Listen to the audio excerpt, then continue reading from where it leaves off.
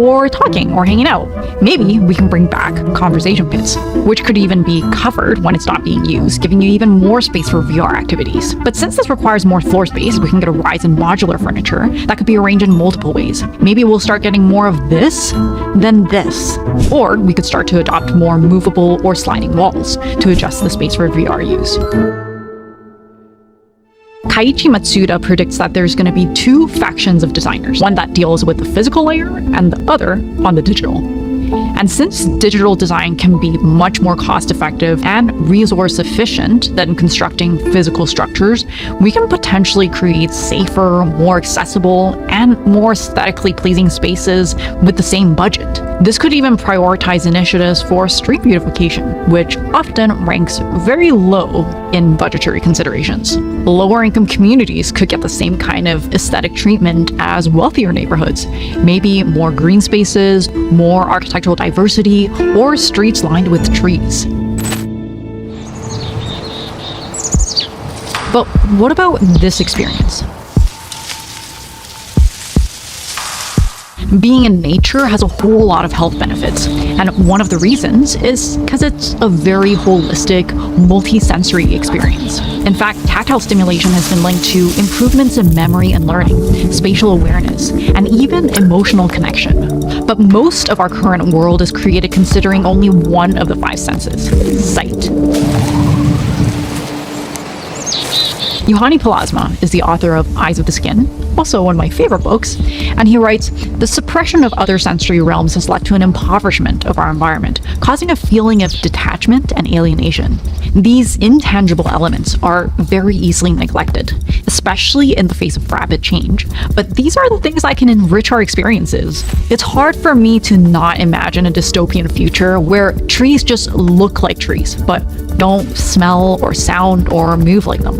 Or you step into a cabin, but you don't smell the cedar. You can't feel the grains of wood or the concrete on your skin. Maybe we won't even notice what's missing because we forgot what it feels like. Or these real tactile experiences are reserved only for certain people or certain neighborhoods. But what if, instead of creating completely new environments, it's more about filling in the gaps?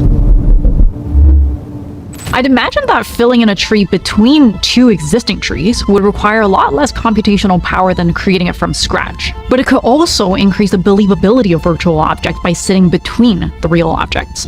Our brains also have a tendency to fill in the gaps, so it could read the virtual elements as real. It could even apply to architectural details.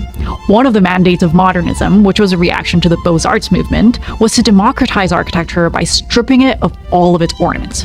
Because ornamentation was expensive. But let's be honest, maybe other than architects, I think most people would pick this over this. With AR, we could bring back delicate ornamentation. Maybe it could even change how we detail certain elements to be better equipped for AR. This idea of filling in the gaps, it could even happen at the macro level, at the city scale. In typical city grids, we have our front streets and our back alleys, which are usually the leftover space. Designers have attempted to design the back alleys with not a huge amount of success. But with the help of AR, maybe we can actually design and program the alleys or parking lots with very little cost, and we can actually start to use these leftover spaces. The digital divide suggests that with these new technologies, we're going to see an even bigger gap between the rich and poor.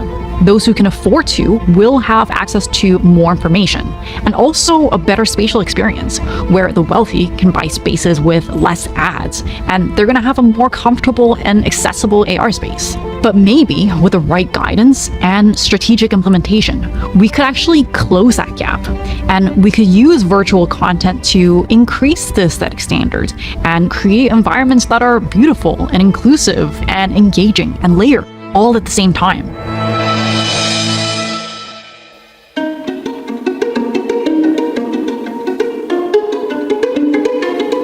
Right now, a very select few in society shape our environments just due to the sheer amount of training involved. But in the digital world, where rigorous standards like building codes don't have to apply, it opens the doors for more people from all backgrounds to influence the visual fabric of our communities. But who knows? Maybe our virtual experiences will be so cool that we forget about our physical world altogether. What do you guys think about all these dimensions? Let me know in the comments. Also, we have a Discord community and a newsletter. I'll leave the links in the description. And with that, I'll see you in the next video. Over here!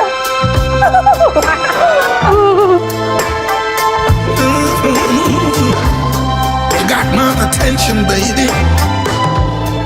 I can't make a move like a child.